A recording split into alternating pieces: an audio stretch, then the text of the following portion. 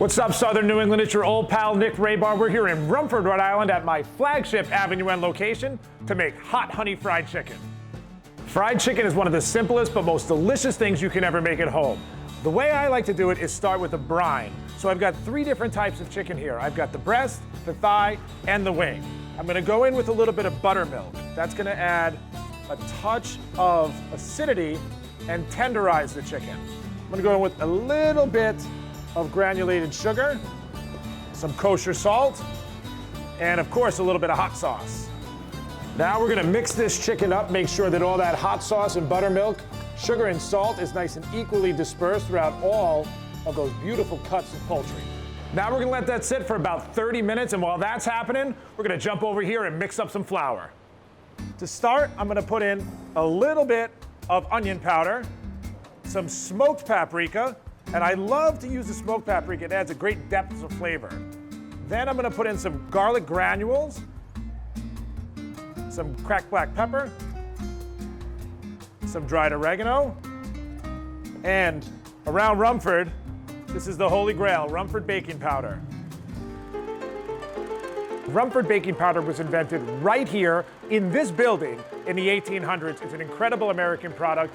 Hundreds of years of food tradition, we're keeping it alive right here today.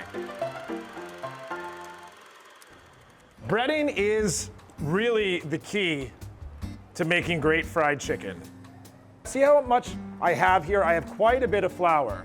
You really want to leave plenty of room. Now, we're going to go into this mix over here. This is a little bit of cracked egg and whole milk. And from that point, we're going to go back into the flour. By going back into the flour, we're gonna have a beautiful exterior that's gonna crisp up stunningly when it goes swimming in that oil. And now that we're all breaded, let's get to work. I've got it cooking at about 325 degrees right now, and I'm gonna go in with just enough so that they comfortably swim without overloading the pot. Plus, if you put too much in, you're gonna cool down that oil.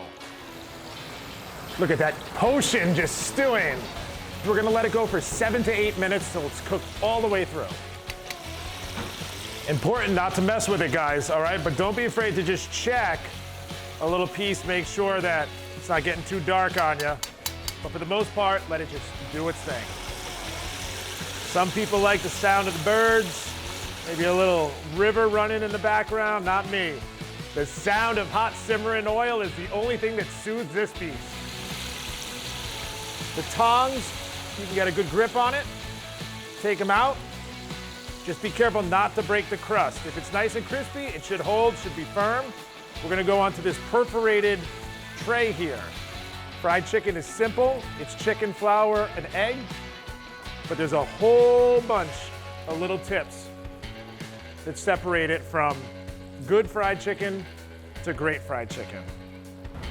And that, my friends, is fried chicken. Rule of thumb, whenever anything comes out of the fryer, a little pinch of salt is gonna help it crisp up that much more. From here, you can do anything you want, but I'm simply gonna drizzle a little bit of spicy honey on top. And I'm just mesmerized right now by that. And that is hot honey fried chicken. That's a wrap here from Rumford. Thanks for watching, everybody, and until we meet again, keep on cooking. Hello, my name is Krasi Lafour, and I'm the Fine Wine Manager here at Wines & More in Cranston, Rhode Island. Today I have a wine recommendation for you that will be a great match to Chef Nick's honey fried chicken. Let's look at his dish first. We have a little bit of sweetness from the honey, we have increased amount of fat from the frying, and we have a medium body meat, the chicken. We could choose a dry wine or a semi-sweet wine that will balance the honey, and we need a wine with a good amount of acidity to balance the increased amount of fat from the frying. My recommendation is this elegant Riesling from the classic region of Mosel, Germany, St. Urbanshof Nick Weiss Bockstein Cabinet. On the nose, there's incredible minerality, stone fruits, and peaches.